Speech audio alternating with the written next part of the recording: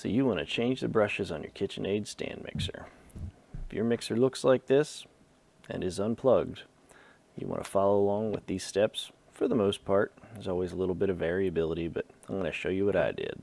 If your mixer is running just a little weak, maybe doesn't fire all the way up, I guess you could say, isn't spinning just right, brushes are a pretty good possibility, and it's probably one of the cheapest and easiest things you can do to kind of diagnose a potential problem with this. So here we go. There's 2 black cap screws on each side of the machine, and underneath those are your brushes. I've found the easiest tools for taking them out, a penny or a quarter. I like the penny personally. I think it fits in there a little better and unlocks those screws the best. So that's what I've been using here, but just stick it in there like a screwdriver and twist it on out. You want to get that cap off of there and pay attention to each of the pieces that comes out as you pull it apart. Try to have your fingers on top of that when the threads come undone. It is a spring underneath there and it might try to pop away on you. So there you go. There's a cap on top of that spring right there. And then underneath that is your brush. Your brush is attached to a longer spring. You want to grab that, pull that out, and then take a look at it. See how short it is and how worn out it is. These here are the new ones. You can see in comparison, the ones coming out of mine are not that worn out. So I will be putting mine back in. They were just sticking in there. They've got a little bit of a kind of a coating on them that I'm going to scrape off so that they slide in and out in that housing just fine. So I'm going to take these new ones and set them aside, clean up the old ones, and maybe in about 1,000 years when I use this machine enough, I'll need those replacement brushes I now own.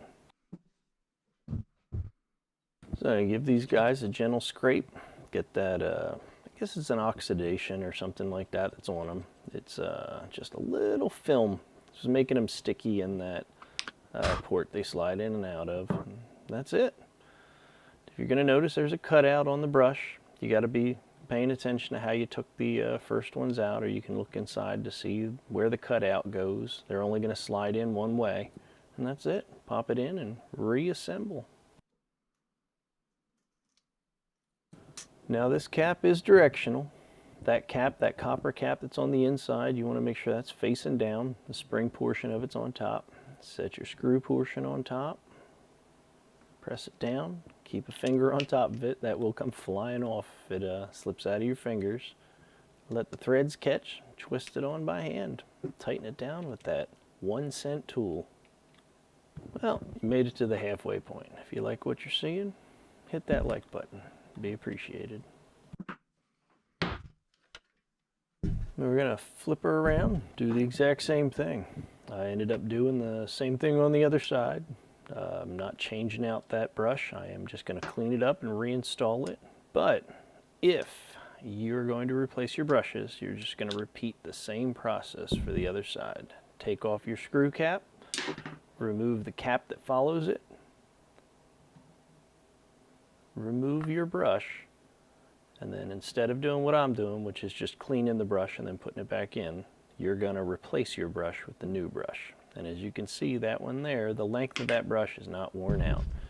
It is just a little funky. So I'm just cleaning it up. Then I'm going to reinstall.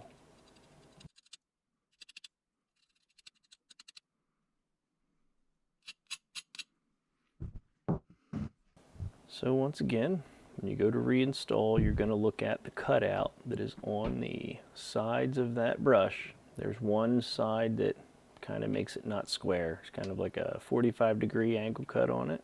Insert that so that goes fully in. Put your little cap on. Get your screw top cap. Get that on there. Again, keep a finger on it because it'll come flying out. Spring loaded now as you're pushing it in. You're gonna twist it on, tighten it down with your penny, and plug it in and test it out.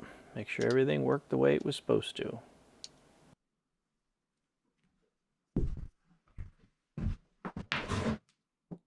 And there we have it. She's ready to run. See the way it was shaking back and forth like that? That means it's running full speed and plenty strong. It was not doing that before. So we're going to call this a success. I'm giving it a thumbs up. Thanks for watching.